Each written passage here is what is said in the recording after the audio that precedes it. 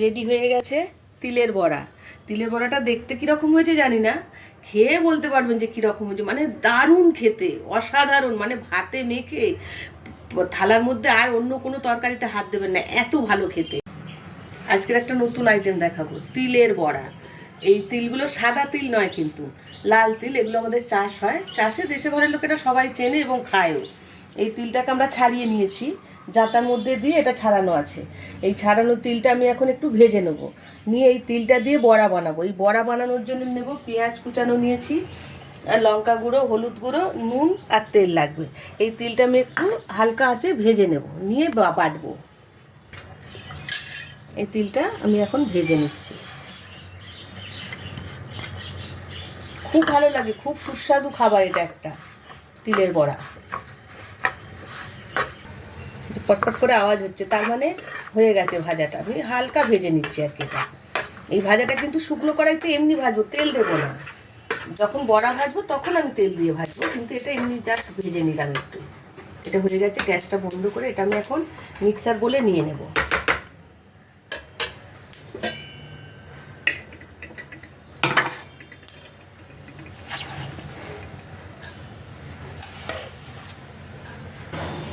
তিলটাই যে হালকা ভেজে নিয়েছি, এর মধ্যে এখন আমি পেঁয়াজ কুচানোগুলো দিয়ে দেবো। দেবো দুটো কাঁচা লঙ্কা,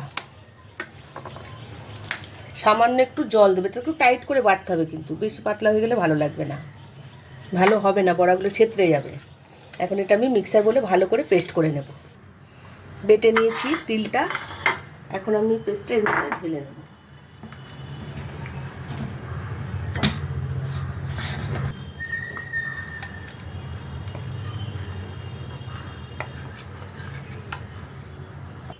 এর মধ্যে দেব হলুদ গুঁড়ো, দেব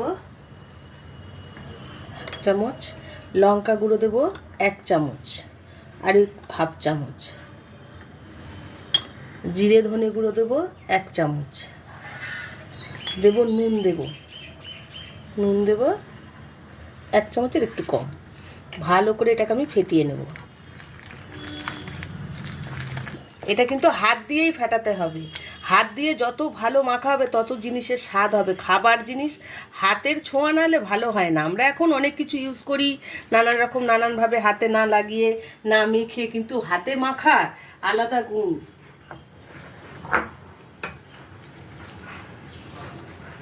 তিল খাওয়া কিন্তু খুব ভালো, তিল খুব উপকারী। এখন ফেসবুকের দৌলতে আমরা সবাই জেনে গেছি, কিন্তু ছোটবেলা থেকে দেশের ঘরের লোকেরা না তিল বাটা দিয়ে নানান রকম আইটেম করে খেতে। এখন তো বলে হাঁটুর ব্যথা বা ক্যালসিয়াম কম থাকলে প্রচুর পরিমাণে তিল খেতে বলছে। দেখবেন বাজারে খুব সাদা তিল, এই তিল বিক্রি হয়। আগে তিলের এত দামও ছিল না, শুধু তেলেই লাগতো। এখন তো তিল সব নানানভাবে খায়। গ্যাসটা জ্বেলে নিলাম, এখন এর মধ্যে দেবো আমি সর্ষের তেল। সর্ষের তেল দিয়ে ভাজবো। খুব বেশি তেল লাগবে না কিন্তু, খুব বেশি তেল দিলে একদম তিলগুলো লেগে লেগে যাবে।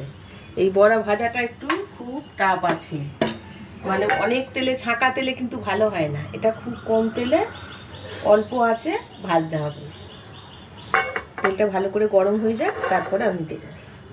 তেলটা গরম হয়ে গেছে, এখন আমি এই ব্যাটারটা দিয়ে দেবো।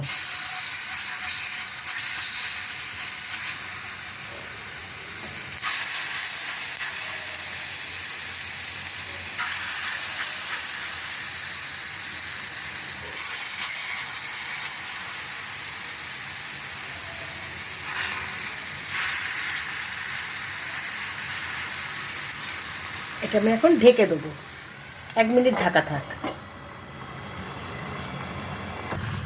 2 মিনিট হয়ে গেছে, এখন ঢাকাটা খুলে দেখি। হ্যাঁ, এখন আমি উল্টিয়ে দেবো। দেখুন এইভাবে হয়ে গেছে, তেল একদম নেই, টেনে নিয়েছে। এটাকে আমি উল্টে দেবো।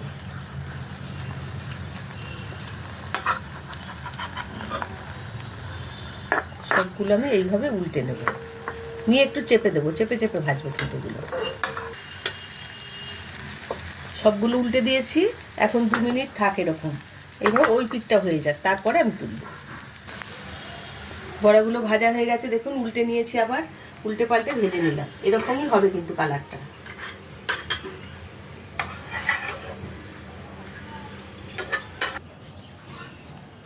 রেডি হয়ে গেছে তিলের বড়া। এইভাবে বড়া বানিয়ে দেখবেন। বড়াটা দেখতে কীরকম হয়েছে জানি না আপনাদের কেমন লাগছে, খেলে মানে খেতে যে কী ভালো হয় সেটা আমি জানি, আমি খেয়েছি বলে।